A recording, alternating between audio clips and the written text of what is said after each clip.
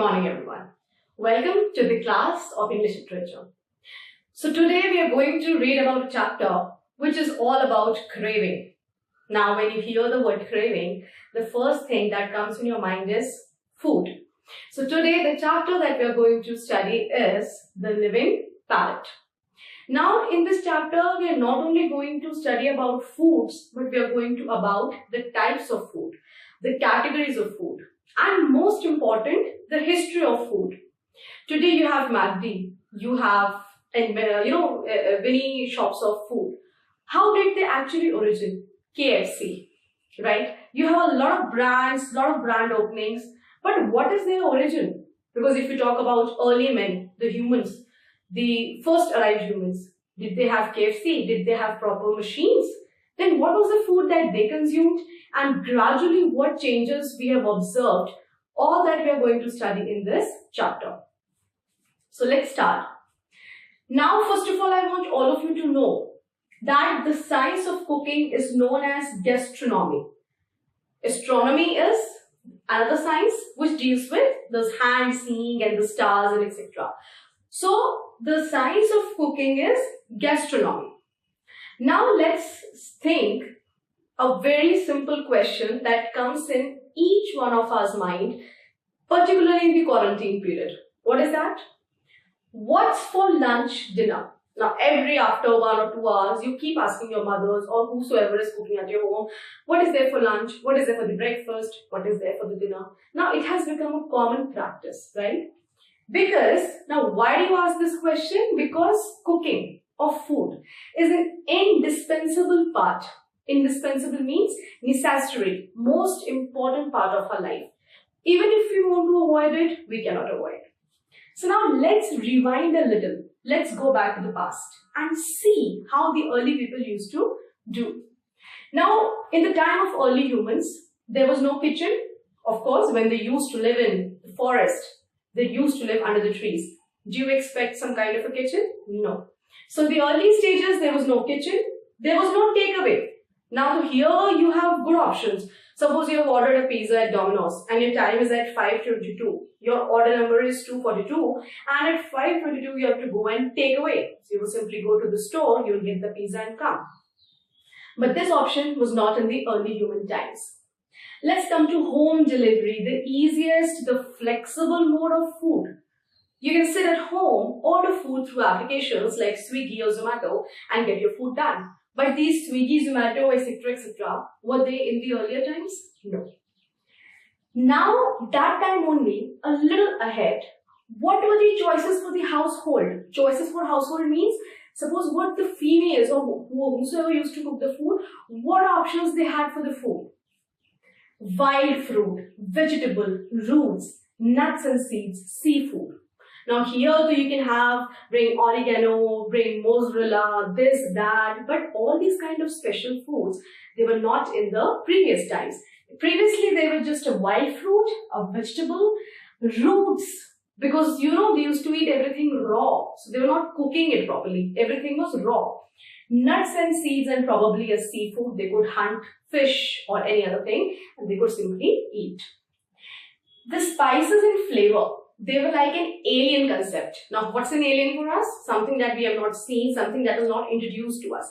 So, similarly for them, these spices and flavors were alien concepts. Now, let's come on to the Middle Age, the gradually developed age. In the Middle Age, people started consuming these raw foods into processed foods. Now, consumption happened with the help of cooking. These 4 were the types that they used to do. They started roasting the food, they started steaming, they started boiling and they started baking. Now I believe baking is something that most of you must have done in the quarantine. You must have already baked a lot of cakes, cookies, cupcakes, etc., right? So now this is what happened in the Middle Age. Little transformation in the process of food took place. Food was no longer a rudimentary task. Now, rudimentary means not developed or evolved thing. By the Middle Age, food was already a developed task. It was already developed from a simple wild fruit to a roasting food. Now, you have to somewhere add the spices.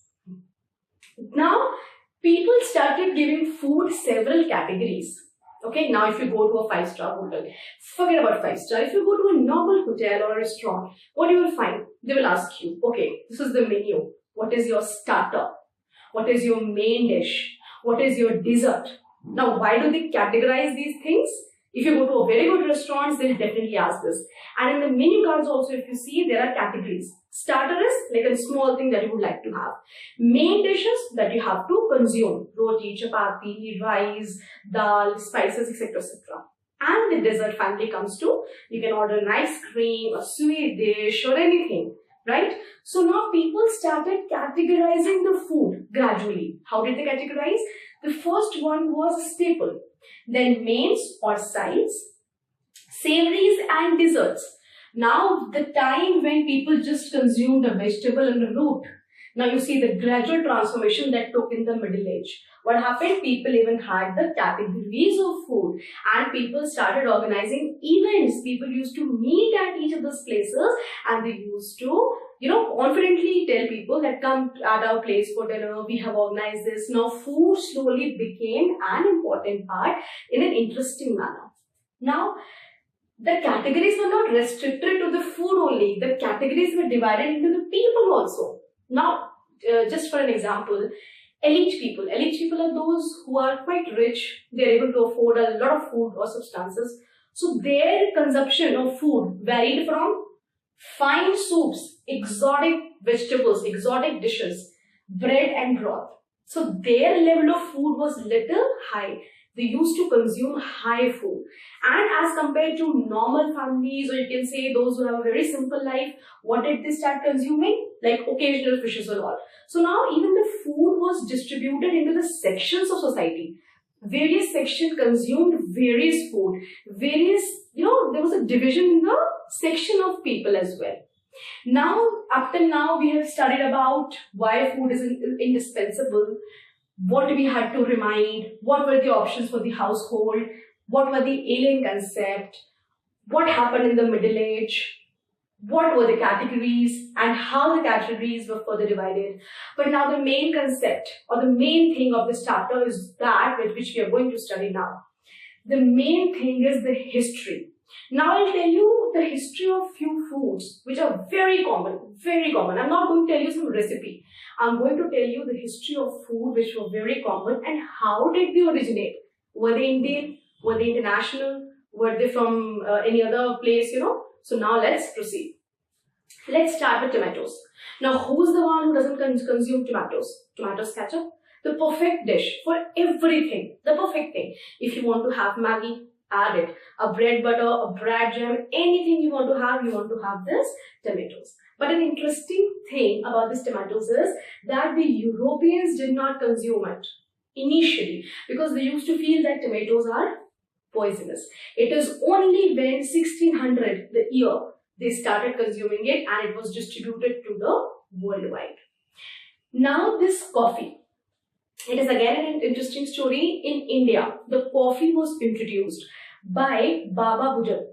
This is a person who is actually a Sufi and he went on a Makkah Medina trip. When he went on the Makkah Medina trip, he got 7 raw beans of coffee. And then he brought those coffee beans to India. This is how the coffee was introduced in India. Then people came to know that, okay, fine, these are the coffee beans. We can even use them to make coffee. And now these cappuccino, these filter coffees, these are the advanced form. But the basic coffee form was introduced by these Baba Budan. Now let's come to the cocoa.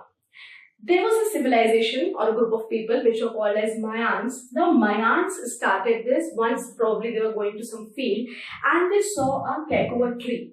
There were seeds of the cocoa tree. They took the seeds, they harvested it. Then when the product came out, they grinded the seeds and a paste was made. That paste was called as cocoa, which you usually use in the chocolates. The chocolate cakes and all that, you use cocoa powder. So its history comes from the Mayans when they were when they harvested it from the cocoa tree. These were also, cocoa is also called as theobroma. It is a Greek word, theobroma, which means the food of God. So probably in the Greek mythology or in the Greek culture, cocoa was considered as the food of gods, like the main ingredients, the most tastiest ingredients of the food. Now the most interesting story that I'm going to share with you is Shen Nong. Now these kind of names are usually Chinese when you hear, So it's actually a Chinese name. This man is an emperor, but he was called Divine Farmer. Why? Because, first of all, the meaning of this Shen Nong is itself Divine Farmer. Now, being an emperor, why he was called a farmer? Because he went to different places. He had an interest in finding the herbs. He was very much interested in herbs. So he used to go and find out herbs. Now, another reason of finding herbs was during those times, the people were falling sick gradually. They were having problems. Now, now we have these medicines, these x-rays, these scannings and all, big hospitals. But that time, the medical facility was not so advanced. So people consumed on basic leaves. Like even now, if you see, many people say, if you have a pimple, use a neem leaf. If you're not well, use a tulsi leaf. So similar was the concept in this age. So what he did, he went on a search. He went to search the herbs. Like, let me find out what are the herbs, how are the herbs. And while he was searching herbs, one day he found 72 poisonous seeds. He actually smelled them and he was almost fainted.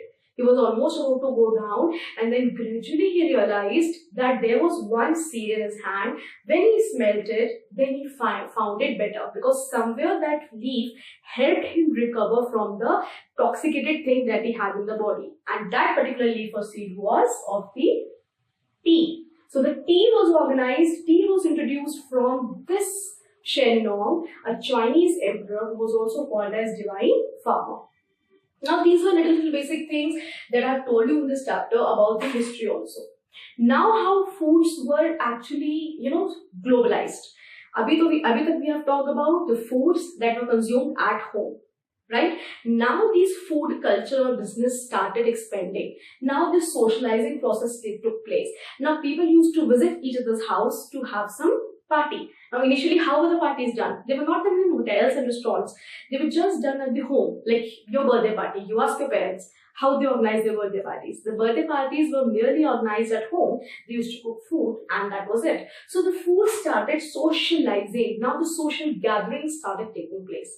After this socializing step, people rather prevented to have a frozen food.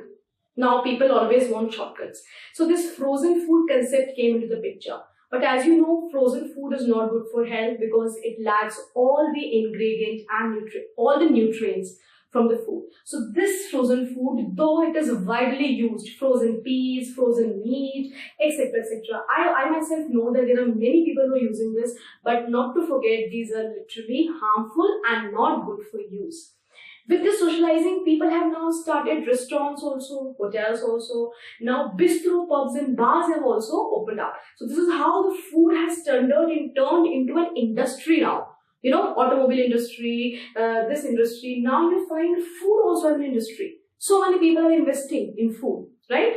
Now there is a word which is written here, foraging. Foraging means the history of food. One common thing that is available in all the history of food is that everybody has invented food by searching. We had to search, we had to go to places and find out things. Only then any food material or item was discovered. Now let's talk about food lab. There are certain food labs where the food is being checked, chemically tested. Now you must have seen that there are so many, cauliflowers or etc., vegetables and all. The vegetables are being oversized. So are they natural? No, because they are being added some, harmful chemicals. So these food labs have been prepared now. They check the integrity. They check how much the vegetable is good or not. So in the end of the chapter, the writer only says that this is how the food's origin took place. Starting from no kitchen to a food lab, food has covered a long way.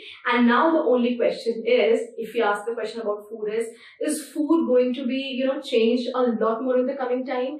Are food labs or processed food will be the new thing in the coming centuries, in the coming years? That's a big question that is left, and it can be answered only with the time. So I hope this chapter was clear to you. I have written it in very short so that it is understood to you. If you have liked the chapter, if you have understood, please go like and subscribe my YouTube channel, Ignited Minds. Thank you.